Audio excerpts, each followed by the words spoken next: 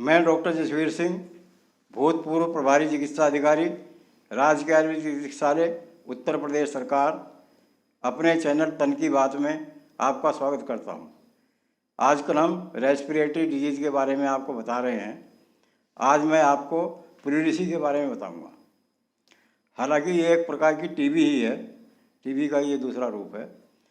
इसमें होता क्या है कि फेफड़े के ऊपर दो झिल्लियाँ होती हैं, दोनों फेफड़ों के चारों तरफ वो फेफड़ों को कवर किए रहती हैं, उसको कहते हैं प्लूरा। हिंदी में कहते हैं फेफड़ों की झिल्ली। उस प्लूरा के बीच में अगर सूजन आ जाए तो ड्राई प्लूरिसी हो जाती है।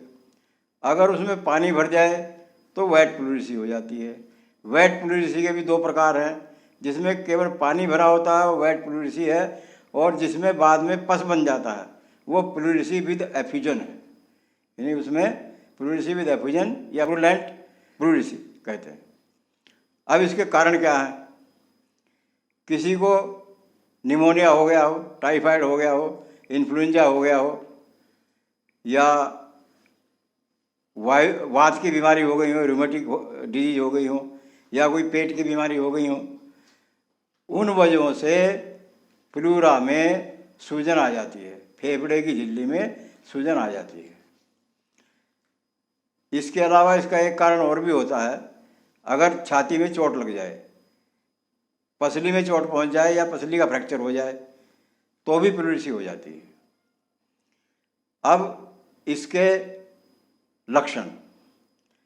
लक्षण ये हैं कि रोगी को दर्द होता है, छाती में साइड में दर्द होता है, खांसी होती है, बलगम आता है और बुखार भी होता है। ये इसके विशेष लक्षण हैं। सांस फूलता है, कमजोरी महसूस होती है। अब हम इसके ट्रीटमेंट पे आते हैं, इसकी चिकित्सा क्या करेंगे।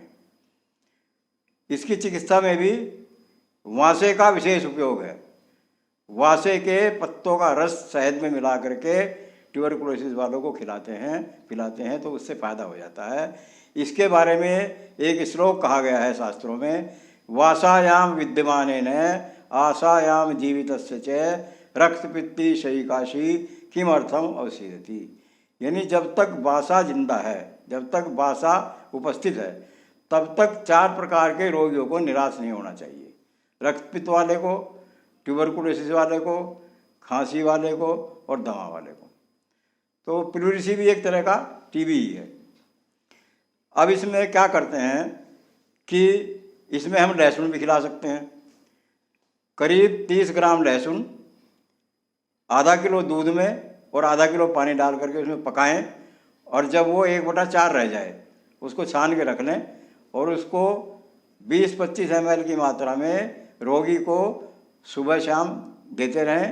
उसको फ्रिज में रख दें ताकि वो तो 2-3 दिन तक जो है काम आ सके। इसके बाद इसका एक विशेष उपयोग एक चीज़ का है जिसको कहते हैं श्रृंगवसम। ये श्रृंगवसम जो है एक हिरण होता है 12 सिंगा, उसके 12 सींग होते हैं। 12 सिंगे हिरण के सींग से सींग को फूंक करके उपरों के बीच में इसकी भस्म बनाई जाती है, जिसको श्रृंगभस्म कहते हैं। और श्रृंगभस्म का प्लूरिसी में विशेष उपयोग है। आधी ग्राम श्रृंगभस्म, 1 चम्मच सीतोपलादी और प्रवाल भस्म करीब जो है 1/4 ग्राम मिला करके शहद में रोगी को सुबह शाम खिलाएं तो प्लूरिसी में बहुत फ़ायदा होता है। इसके अलावा इसमें स्वर्ण बसंत मालती भी दे सकते हैं। स्वर्ण बसंत मालती पीस करके उसके साथ सीतोपलादी मिला करके शहद के साथ दिया जा सकता है। इसके बाद इसमें प्लूरिसी में हम एक चीज़ और करते हैं कि छाती की हल्की सी मालिश और सिकाई भी करते हैं। मालिश के लिए आप कुछ भी यूज कर सकते हैं। सरसों के तेल में कपूर डाल के या तारपीन तेल में सरसों का तेल मिला करके छाती की हल्की सी मालिश करते हैं। फिर उसको गर्म कपड़े से, या आजकल हीटिंग पैड आ रहे हैं, हीटिंग पैड से छाती की सिकाई कर दें तो उससे दर्द में आराम होगा। और अगर बुखार बहुत ज़्यादा है मरीज़ को तो उसमें हम स्वर्ण बसंत मालती को गोदंती भस्म के साथ पीस करके पुड़िया बना करके शहद में मिला करके देते हैं। इसमें 2 चीज़ों का और विशेष रोल है, अश्वगंधा और द्राक्षासव। अश्वगंधा इम्यूनिटी बढ़ाने के लिए है। अश्वगंधा का चाहे चूर्ण खिला दें, चाहे अश्वगंधा रिष्ट पिला दें 2-2 4-4 चम्मच। और द्राक्षारिष्ट जो है भूख बढ़ाने के लिए है, क्योंकि इसमें भूख खत्म हो जाती है रोगी की, वजन भी कम हो जाता है और भोजन से उसको अरुचि हो जाती है। तो उसकी भूख को जागृत करने के लिए द्राक्षासव या द्राक्षारिष्ट 4-4 चम्मच पानी मिला करके सुबह दोपहर शाम रोगी को दें, उससे भूख बढ़ेगी। अश्वगंधारिष्ट देंगे तो उससे इम्यूनिटी बढ़ेगी। जब तक हम मरीज़ की इम्यूनिटी नहीं बढ़ाएंगे तब तक उसमें दवाई बढ़िया काम नहीं करेगी। इसलिए इम्यूनिटी बढ़ाना बहुत आवश्यक है। इम्यूनिटी बढ़ाने के लिए हम इसमें तुलसी के पत्ते दे सकते हैं, गिलोय दे सकते हैं, अश्वगंधा दे सकते हैं, पिपली दे सकते हैं और आंवला दे सकते हैं।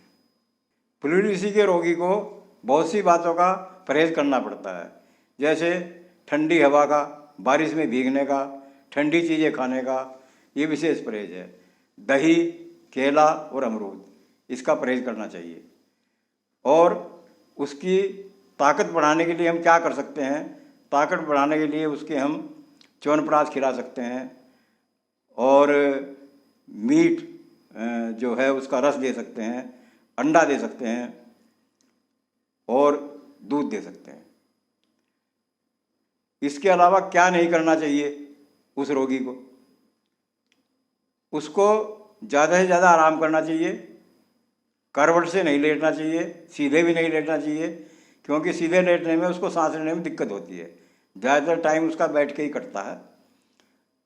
और सिगरेट, शराब और तम्बाकू वगैरह का परहेज़ करना चाहिए। इम्यूनिटी बढ़ाने के लिए मैंने अपने चैनल पर इम्यूनिटी बढ़ाने की सभी दवाइयों के बारे में बताया है, आप कृपया उसको देखें। मेरी आप लोगों को ये भी सलाह है कि चिकित्सक के परामर्श के बिना किसी भी दवाई का उपयोग ना करें। आयुर्वेदिक औषधियों के विषय में नई नई जानकारी प्राप्त करने के लिए आप मेरे चैनल तन की बात को सब्सक्राइब करें। आज के लिए इतना ही, फिर मिलेंगे नई जानकारियों के साथ। आपके स्वास्थ्य की शुभकामनाओं के साथ, नमस्कार।